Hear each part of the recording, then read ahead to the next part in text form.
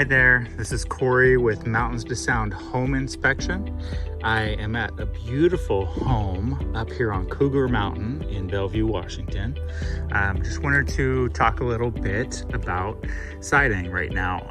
So this home has stucco siding, so it's like a concrete on the outside of your house there.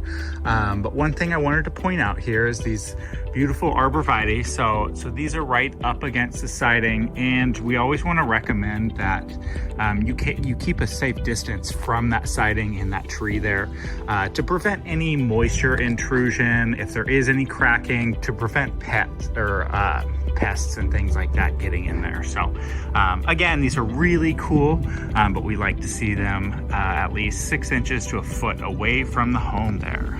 Again, this is Cory with Mountains to Sound Home Inspection.